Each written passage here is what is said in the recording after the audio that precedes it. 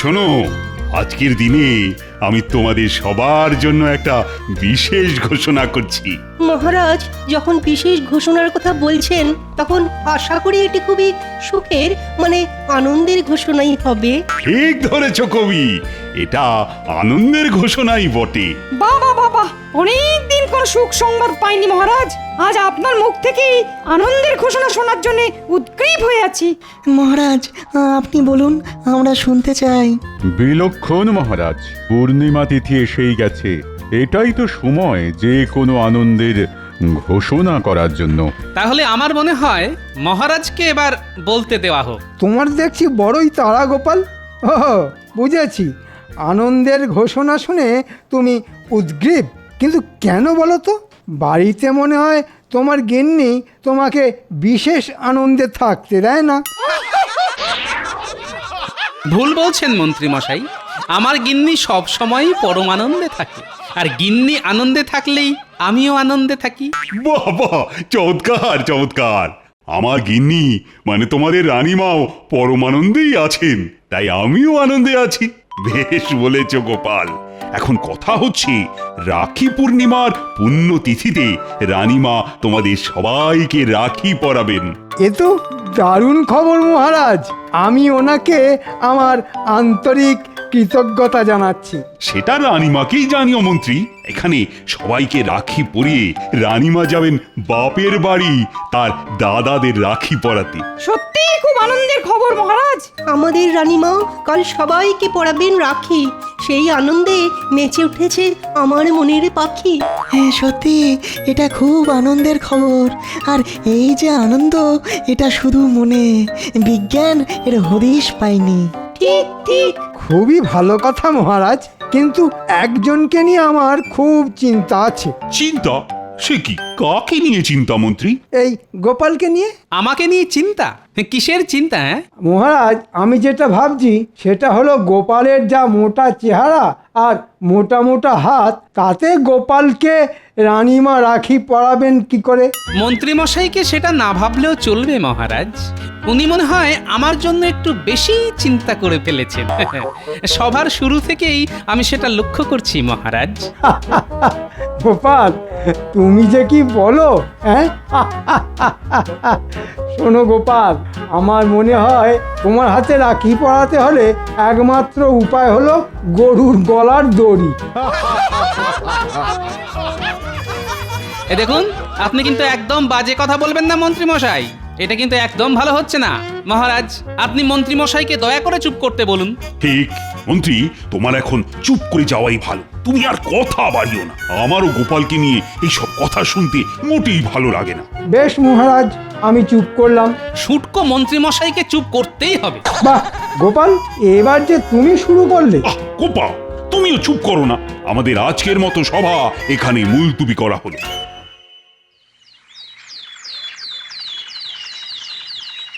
আমাকে শুটকো বলা?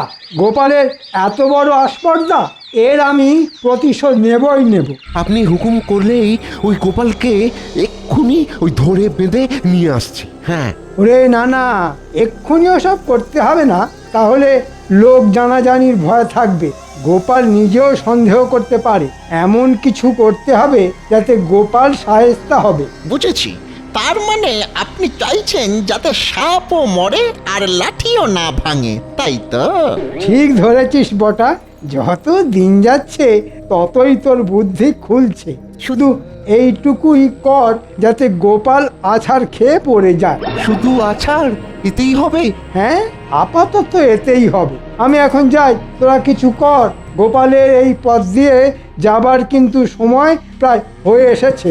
কিচ্ছু ভাববেন না মন্ত্রী মশাই, আপনি নিশ্চিন্তে বাড়ি গিয়ে নাকে তেল দিয়ে ঘুমন।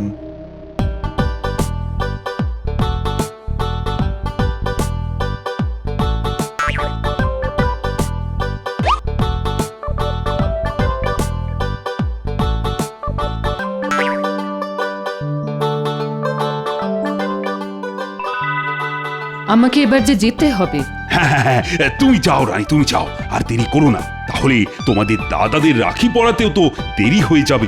কিন্তু গোপাল যে এলো না এখনো। গোপালকে নিয়ে আপনি একদম ভাববেন না রানীমা। গোপালের আসলে কোনো কাণ্ডজ্ঞান বলে কিছুই নেই, আর দেরি করে রাজসভাতে আসাটাই ও নিয়ম করে ফেলেছে।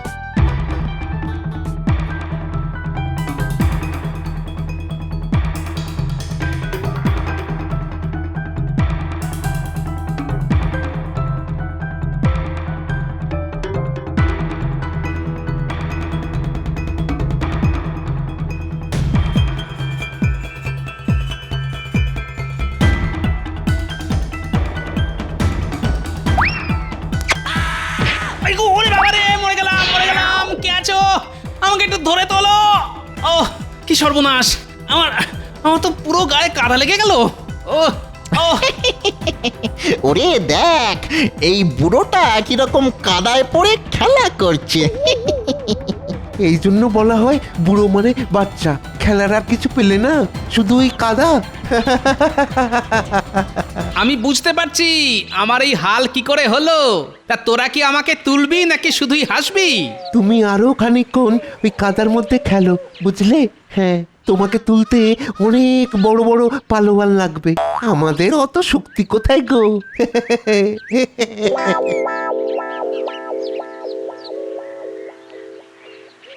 সাক্ষাৎ দুটো শয়তান।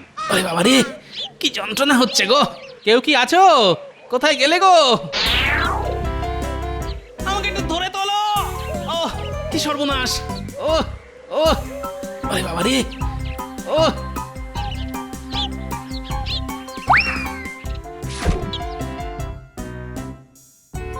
এ কি গোপাল দাদা, পড়ে গেলে কি করে? পড়েছি কি আর সাত করে? এই দেখো, কে দড়ি ফেলে রেখেছিল, ওতে পা জড়িয়ে পড়ে গেছি। ভাগ্যিস তুমি এলে, নইলে যে কিভাবে উঠতাম কে জানে। এ কি, তোমার হাত দেখছি ছড়ে গেছে। আরে কি করছো? তুমি একদম চুপ করে থাকো, জায়গাটা বাঁধতে হবে, না হলে বিষে যাওয়ার ভয় থাকবে। তাই বলে তোমার অমন শাড়িটা নষ্ট করবে? ও শাড়ি আমার অনেক আছে, তোমাকে ভাবতে হবে না, বুঝলে?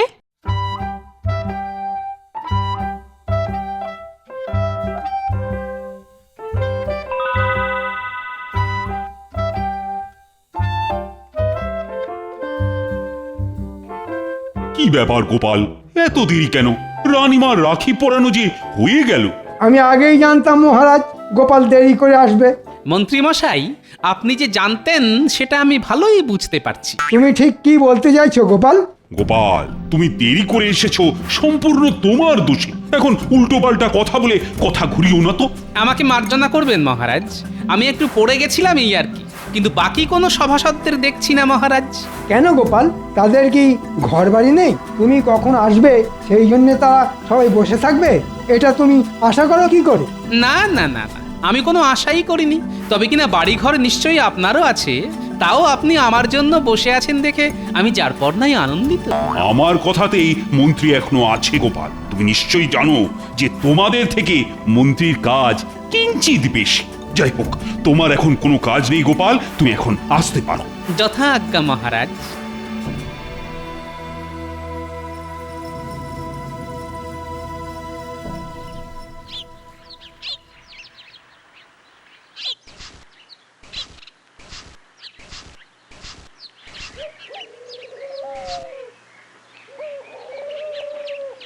গিন্নি, আমি এখন চললাম। আজ একটু সকাল সকাল রাজসভায় যেতে হবে, বুঝলে? কাল যেতে খুব দেরি হয়ে গিয়েছিল। যাও, তবে যাবার আগে তোমাকে একটা কথা বলি। হ্যাঁ, একটা কথা? আচ্ছা বলো শুনি। এই আমার একটা নতুন কানের দুলের শখ হয়েছে গো। তুমি আমাকে একটা কানের দুল গড়িয়ে দাও। ও একটা? দু কানে নয় বলছো? বলো যা, আমি কি তোমার মতো কান কাটা নাকি? বলি, দুল কখনো এক কানে হয়? কোনোদিন কেউ শুনেছে? কথা ঘোরাবে না একদম, বলে দিচ্ছি। হ্যাঁ, পাগল, আমি কথা ঘোরাবো? তুমি তো আমাকে নাকে দড়ি দিয়ে ঘোরাচ্ছ। আবার বাজে কথা। আমি এখন চললাম।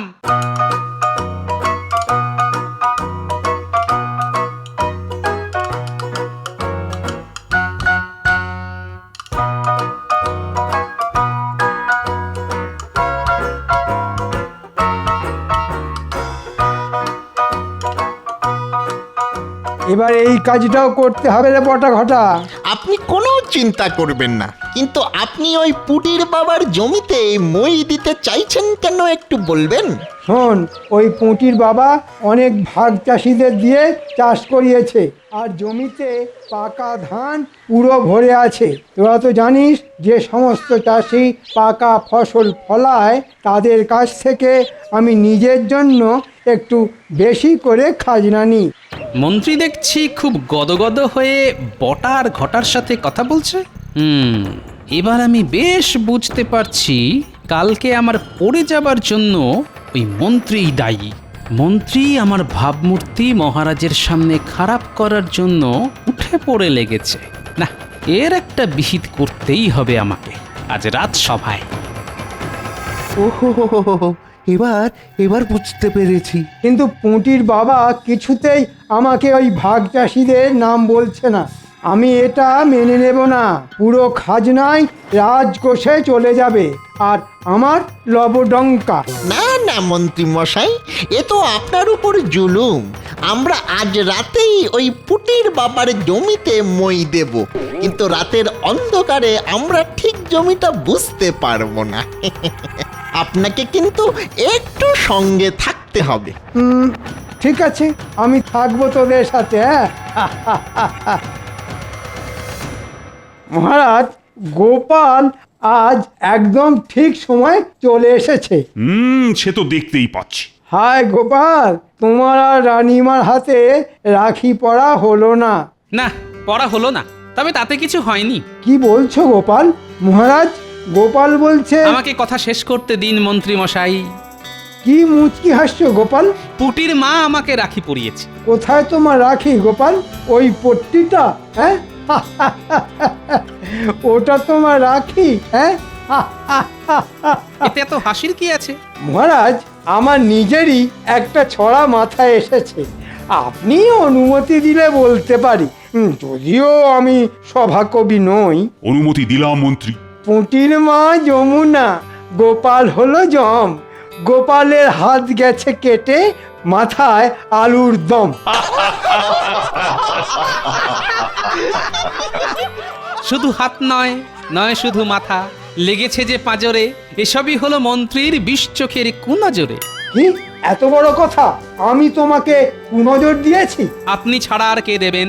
আমি একটা ছড়া বলতেও মহারাজের অনুমতি নিই, তুমি সেটুকু নেবার প্রয়োজন বোধ করো না। তোমার এত বড় স্পর্ধা হয় কি করে গোপাল? আমার মনে হয় মহারাজ, এবার দুজনেরই থামা প্রয়োজন। আমারও তাই মনে হয়। এই কথার কোনো শেষ নেই। এত কথায় নতুন কিছুই আবিষ্কার হবে না। হ্যাঁ, এই সময়টাই বড় অশুভ মহারাজ। কিন্তু গোপাল, তোমার যে পাঁজরে লেগেছে একবারও কিন্তু আগে বলনি তো। বললে একটি ওষুধ দিতাম। এসব বাহানা, ওর কিচ্ছু লাগেনি। ও কাল দেরি করে আসার জন্য এখন বাহানা বানাচ্ছে। আমাকে নিয়ে ছড়া টিপ্পনি কাটবার আপনি কে হে? আমার সম্বন্ধে বাজে কথা বলার অনুমতি তোমাকে কে দিয়েছে গোপাল? তুমি বলছো আমার বিষ নজরে তোমার লেগেছে? প্রমাণ আছে? প্রমাণ কি আমি সঙ্গে নিয়ে ঘুরি? গোপাল, তুমি ইচ্ছা করে দেরি করে এসেছো যাতে রানীমা তোমাকে রাখি পরাতে না পারে। এর মানে জানো গোপাল? আমি বলছি, তুমি রানীমাকে অপমান করেছো। মহারাজ, আপনি বলুন, আমাদের সভাসদদের মধ্যে গোপাল কি কোনোভাবে থাকবার যোগ্য? না না না, সব কথা শুনে আমারও মনে হচ্ছে গোপাল তুমি বাহানা বানাচ্ছ। তুমি রানীকে অপমান করে রাজসভায় থাকবার যোগ্যতা হারিয়েছ। তুমি চলে যাও, চলে যাও রাজসভা থেকে। তোমাকে আমাদের আর প্রয়োজন নেই। যথাজ্ঞা মহারাজ। এবার বুঝবে ঠেলা পুটির বাবা। কত ধানে কত চাল।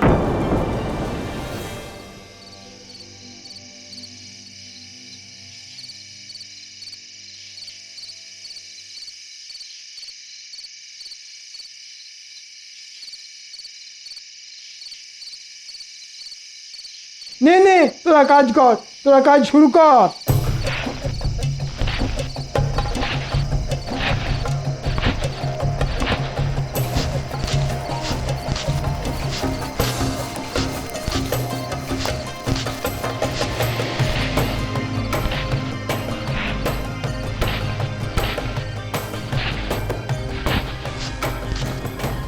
এই রে, কে আসছে? তাই তো, একটা ছায়ামূর্তির মতো এগিয়ে আসছে। ওরা ওদিকটা কাজ করতে থাক, আমি এদিকটা দেখছি।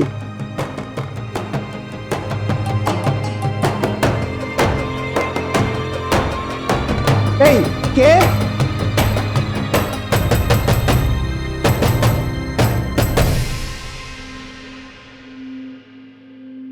নবাবের চিঠি এসেছে। নবাব খাজনা চেয়ে পাঠিয়েছে। এবারে শুনছি তো ভালোই ফসল হয়েছে, তাই নবাবকেও ভালো রকমই খাজনা দেওয়া যাবে। নবাবও ভীষণ খুশি হবেন। মহারাজ, আমি যেটা বলতে চাইছি,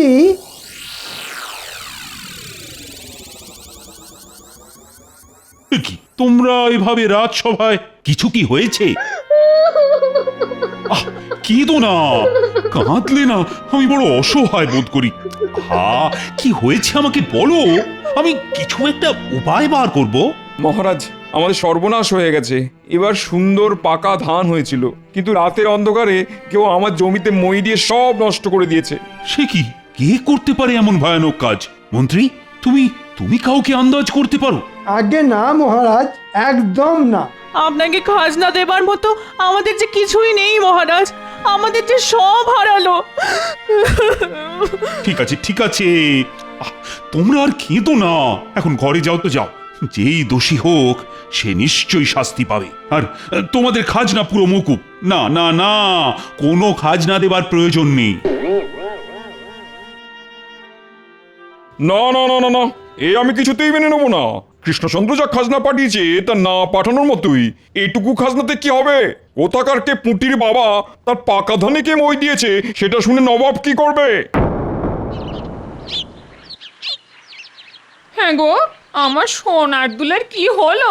ধুত্তর, একেই দেখছো মহারাজের ওখানে চাকরি আমার চলে গেছে, সংসার কিভাবে চলবে সেটাই ভাবছি, ইনি এলেন সোনার দুলের কথা বলতে। ওরকম শখের চাকরি করাও যা আর না করাও তা। ওই যখন চাকরি করতে তখনও তো শুনতাম তোমার নাকি কড়ি মোহর কিছুই নেই। আমি কিচ্ছু শুনতে চাই না। সামনে আমার বোনপোর বিয়ে, তুমি যেখান থেকে পারো ধার দেনা করে হলেও আমার জন্য সোনার দুল তোমাকে নিয়ে আসতেই হবে। কি আবদার? আচ্ছা, কাল যাবো শাকরার কাছে, বাকিতে যদি দেয়। ঘরে না বসে থেকে তাই যাও।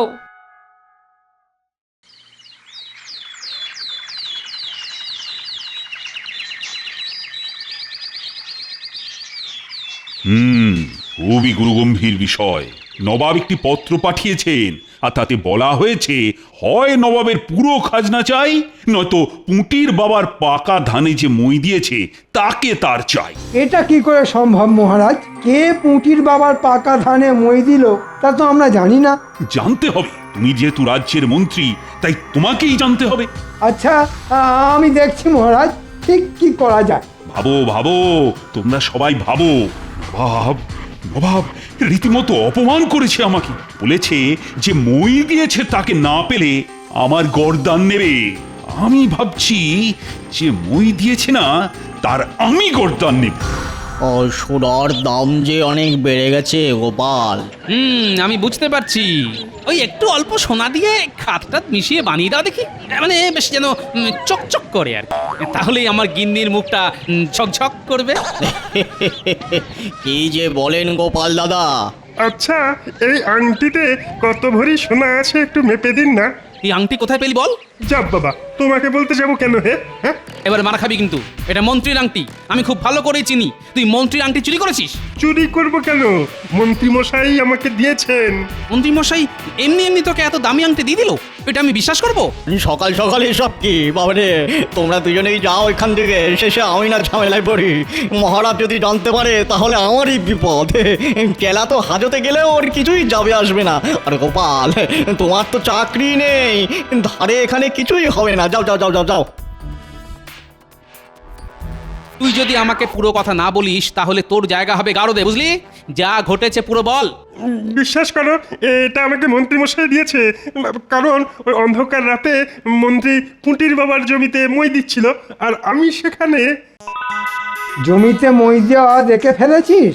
এখন এখান থেকে তাড়াতাড়ি চলে যা আর সব ভুলে যা।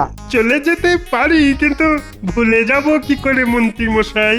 আশা করি এটা পেলে নিশ্চয়ই ভুলে যাবি। এতে যা শোনা আছে তাই দিয়ে তুই আরাম করে থাকতে পারবি। আমি সব ভুলে গেছি। মহারাজ, এই হলো পুরো ঘটনা। আমি জানতে পেরেই ওকে রাজসভাতে নিয়ে এসেছি। আমাকে মাফ করে দিন মহারাজ, আমি কিছু করিনি, আমি শুধু দেখে ফেলেছিলাম। তুমিও দোষী। তোমার এই ঘটনার কথা আমাকে জানানো উচিত ছিল। কি ঘটনা মহারাজ, আপনি কি বুঝতে পারছেন না? চেলা আমার আংটি চুরি করে ধরা পড়েছে আর এখন নিজেকে বাঁচাবার জন্যে আমার নামে গল্প বানাচ্ছে। তাই নাকি মন্ত্রী মশাই? যদি আপনার আংটি চুরি হতো তাহলে আপনি নিজেই তো অভিযোগ করতেন। কই, আপনি তো তা করেননি। না মানে চুপ করো মন্ত্রী, তোমার শাস্তি আমি দেব না, নবাব দেবেন। নবাবের হাতে আমি তোমাকে তুলে দেব। প্রহরী, এক্ষুনি মন্ত্রীকে বন্দি কর। শুধু আমাকে বন্দি করলেন মহারাজ, ঘটার বটাও আমার সাথে ছিল। তাদের কথাও মহারাজ ভাববে মন্ত্রী মশাই, আপনাকে ভাবতে হবে না। মন্ত্রীর 1 বছরের মাইনে যা মূল্য হয় সেটা পুঁটির পরিবার আর ভাগ চাষীদের দেওয়া হলো। আর গোপাল, তোমার কাছে আমি নিজেই লজ্জিত। তুমি রাজসভায় তোমার জায়গায় বসে আমার লজ্জার হাত থেকে মুক্তি দাও গোপাল। যথা আজ্ঞা মহারাজ।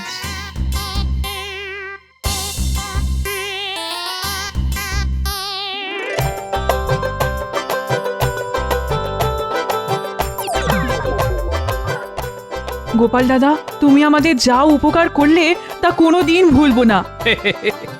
রাখি পূর্ণিমার দিনে তুমি কাপড়ের পাড় ছিঁড়ে পট্টি বেঁধেছিলে আমার ক্ষতস্থানে, ওটাই ছিল আমার কাছে রাখি। তাই বোনের বিপদে আপদে রক্ষা করা তো আমার কর্তব্য।